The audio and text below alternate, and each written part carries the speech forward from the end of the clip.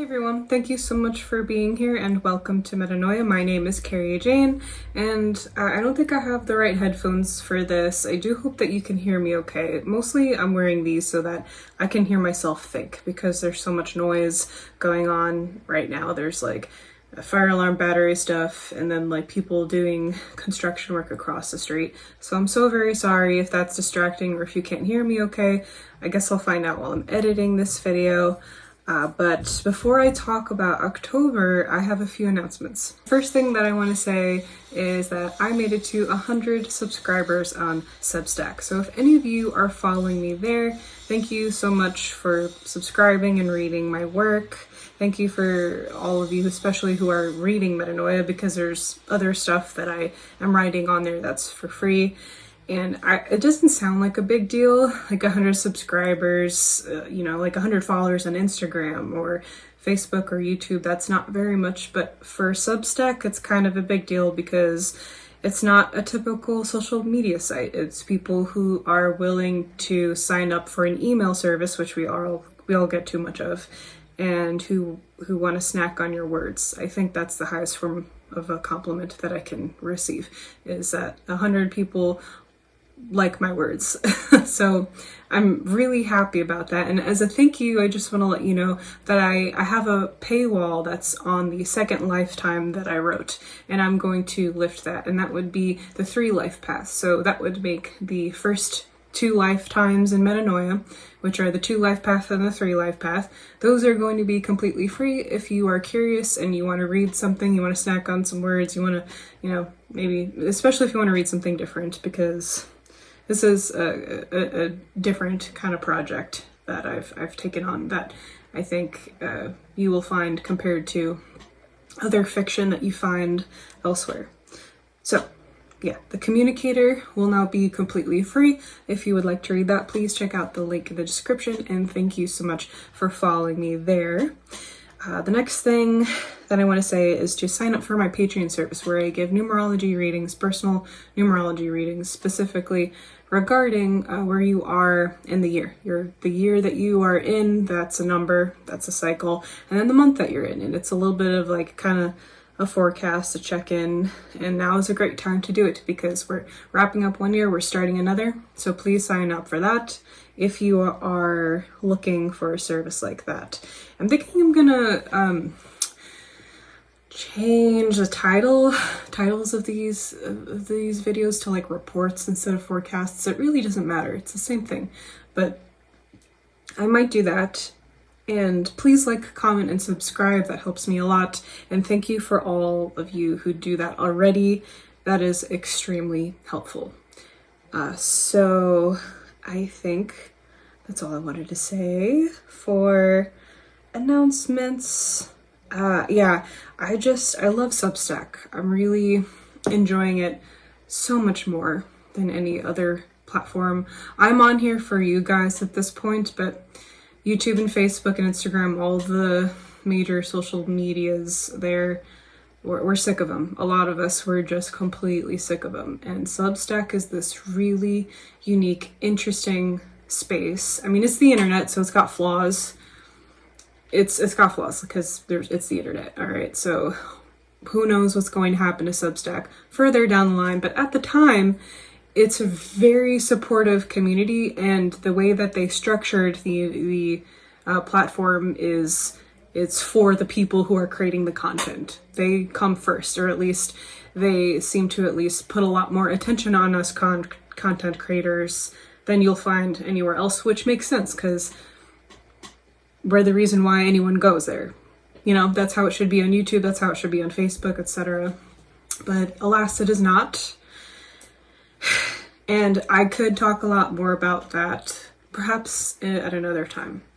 But for now, I just want to say how much I am enjoying Substack.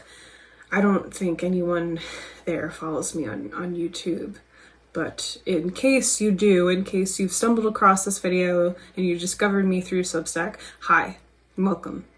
Thank you for being here. So, a lot to talk about. Where should we begin? Well, we should begin talking about September, because September should have been a time for reflection. The collective now that we are transitioning into the 7-year, 8-month, needs to kind of come back to reality over the course of the next 3 to 4 months after a time of kind of like living in our heads a little bit. The 8th month shows us where we need to set boundaries, I wrote down here, where we need to put our focus, where we need to be more practical. Perhaps there are alternative ways that we can save and make money. There's many different ways to acquire money, not just through income, but just changing a habit or realizing a resource that we thought we didn't have that we actually do have, etc. Maybe there's a different way that we can manage our time by shifting our priorities, reevaluating our focus. So we're going to talk about that. And this is a very interesting time of the year, not just because we're coming up on a new year, but the 7 and 8 combination is very conflicting. For those of you who have been following these videos, you know that 7 is everything in the non-material world. 7 is the realm of thought, reflection, wisdom. 8, on the other hand, is the opposite. 8 is involved with everything in our material world. So this is finances, your physical resource, but also it's power and it's abundance, it's karma, value. So I think that when this combo happens, perhaps especially now, we're encountered with a shift in our concept of the ladder, of what first of all, as I've been saying, what has value, but also what physical resources do we need more of, and what resources do we need less of? Are we even aware of these things to the fullest extent? So it's a shift. It's very much a shift. And also, the thing that happens every single October is that we get a hint of the next year. So this entire chapter of October, we're going to get a hint of what 2024 is going to be like, most likely. So pay attention. Remember, guys, that time is a resource. We forget that. Things always get worse, I wrote here, before they get better. So conserve your energy. Sometimes you can make time simply by deciding what deserves more of your energy and what deserves less. Because when you're conservative like that, you can have more energy for another task that you find out later is the thing that you should have been watering actually, because it gets you to somewhere better within your finances or what have you. I hope that makes sense. I also wrote here that I don't know how to like transition into the bigger concept of all of this, because it's very dense, it's very heavy energy. Like 8 is can be this amazing experience because on the lighter side of things, we get to experience the quality of life and what do we actually enjoy. That's what has value, what brings us joy, etc. But on the other hand, when we're dealing with matters of the physical world, sometimes the disillusionment can be so jarring once we are exiting, the 7-year and are entering the realm of the physical. Sometimes it is just so heavy. And so I'm titling this video The Marketplace Planet, which I actually did. I wrote a post titling this on Substack, and I talk a lot about the Marketplace Planet. on Substack, because that's how I see Earth now. I call Earth the marketplace planet. And what I need everyone to realize, what I hope everyone realizes, and I know there's only going to be like 40 of you who actually watch this video, but what I want to get at here is that our entire paradigm is built on a foundation in which institutions, organizations, and generally all ruling forces, whatever, can only create value, safety, health, all things necessary for life to the extent that it serves itself. Sit with that. Does that make sense? So for example, when you go to the doctor and they prescribe you a medication, the fact that it helps you is a coincidence. It needs to not just help you, but it needs to make a profit. So, when we have a paradigm like that, of course not everyone is going to get helped. It can only help you to the extent to which it benefits the institution itself, its own self-serving entity, where everything is very separated, nothing is working together in this paradigm. Everything is an isolated institution. It's not like a, it's just everything just at each other's throats. And in order for that institution to survive the way the paradigm is right now, it has to basically make a product, even if it's medication. And yes, that'll benefit you sometimes. If you're like me, you mostly just leave the doctor more sick than better. It's gonna help you, but it can only help you so much. So, and that's not just with doctors. We can, when you go to the bank, that is an institution. It can only benefit you to the extent that it benefits itself. When you go to school, when you pay $40,000 for an education, it can only benefit you to the extent that it benefits itself. This is the realization that needs to happen for the collective. I think that deep down, we all know that what we're doing doesn't make any sense and it's not working, but we cannot imagine anything else. So we think that this is the only way to do everything. And then when you can't imagine an alternative, we're very stuck.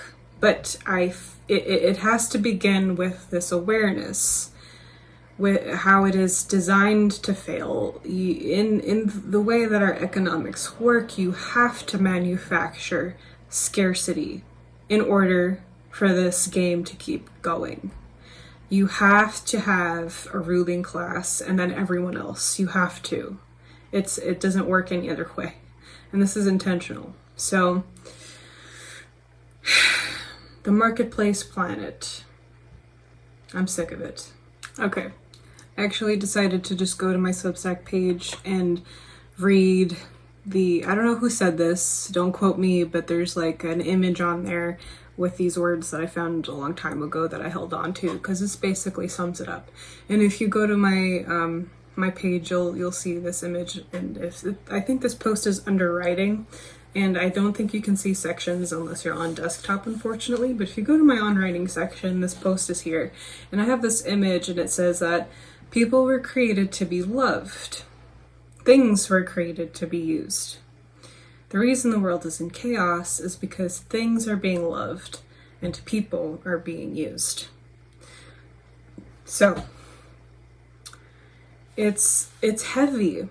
So this is the kind of chaotic energy of 8. It's like, oh my goodness, I finally have enough savings to buy a car, or oh my god, I finally got the job, or oh my god, I'm just finally getting ahead after all this time of being in debt. Everyone is in different places. And then on the other hand, it's like, wow, I am tired of playing this game that's designed for me to fail. And wow, I'm really tired of being a pawn, or I'm really tired of being exploited, used as a thing in a system rather than being, what I am, and we all are much more than the thing that we do for these institutions. That is just what we don't know anything else. We weren't really given any other options. We were forced to do this in this paradigm. But I think deep down we really are sick of it. And we don't know exactly what the alternative looks like. We just know that this has to stop. So it's heavy. It's heavy, but at the same time, especially take advantage of October, where our awareness is a little sharper before we head into the density. Think of how you can reimagine your life. Maybe there's super small things that you could do. Maybe this is the year where you take huge steps. We don't know. But some, just to bring it back down to a grounded space on an individual level, some advice for October 2023 I have here is to, I think I already said this, kind of to reevaluate how you go about your day-to-day existence in some way. Perhaps a mindset is holding you back a bit.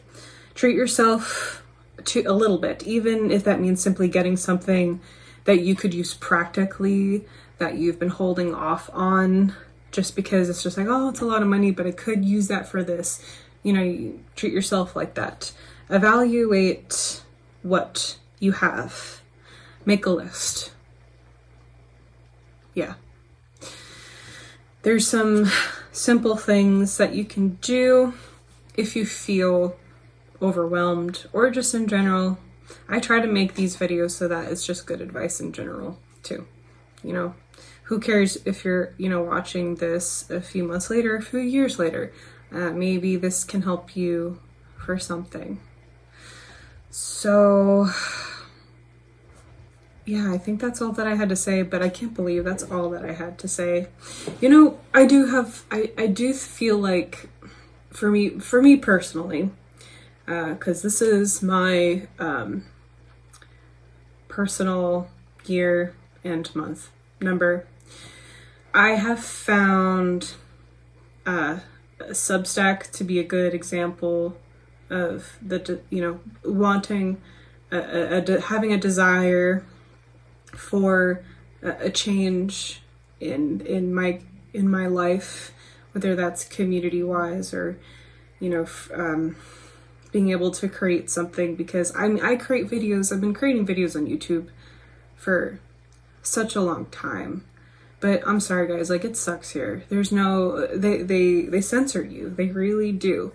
If you're not popular, you don't get views, and even the people who subscribe to you for whatever reason don't get your videos. And I do think that that's a lot to do with just people not knowing how the internet works and not knowing maybe they're not the kind of YouTuber to have a feed and to check in every day. I basically just watch YouTube. I don't really watch television, so for me it's really easy to, even if I don't get a notification, I'm on YouTube anyway and I see it in my feed. But it's just if you're an active user of YouTube and you follow a lot of channels, most likely you've heard other YouTubers complain about the platform, and not just YouTube, but on Facebook and Instagram, etc. They will just, they can do whatever they want. They can do whatever they want. They can cap you off on subscribers.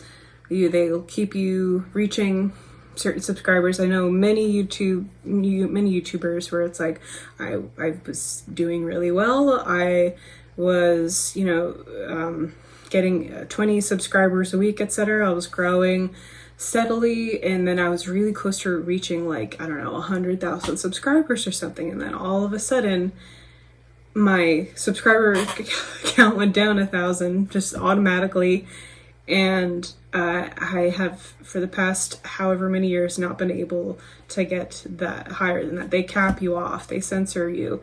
I don't know why. It's really strange. I know many YouTubers too, like gaming YouTubers, who got their demonetized or even like their channel taken down simply because they were flagged for violating something, but they never did. And then when there's never contacting these people, there's no one to contact when you have an issue with Facebook or YouTube. You basically have to know someone on the inside.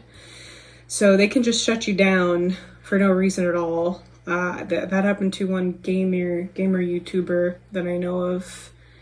And yeah, he clearly did not violate anything too. He presented his case as like, these are the things that you're claiming that I did, but I didn't. I followed these rules. This is what happened. And they don't want to hear it. It's just, why would they? It's less money that they have to pay to you.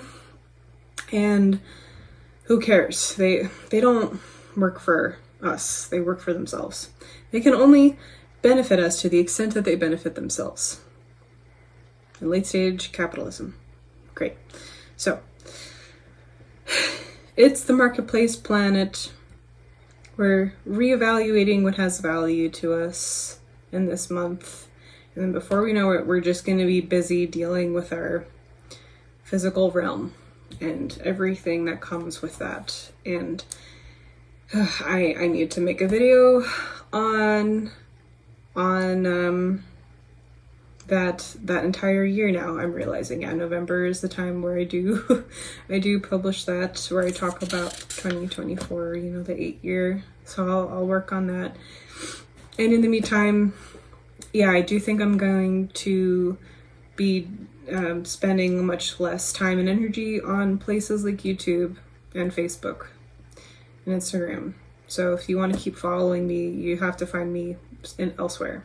You have to find me on Substack. You have to do whatever. I know some of you already have, and some of you were following me from the very beginning in my WordPress days. And it's really interesting how it's going back to that, guys, because I didn't start with a YouTube channel. I started with WordPress, and I found that to not be a great community. It was just a lot of people shouting it into the abyss and not getting anything. And also, people don't like to read, so we're also, unfortunately, I think, all stuck with YouTube because that, you know, it's a format that is easily digested by the masses. Like, everyone can watch a video. Not everyone can or wants to read something. So that's when I started a YouTube channel, because I was like, this is how I get an audience. And now I'm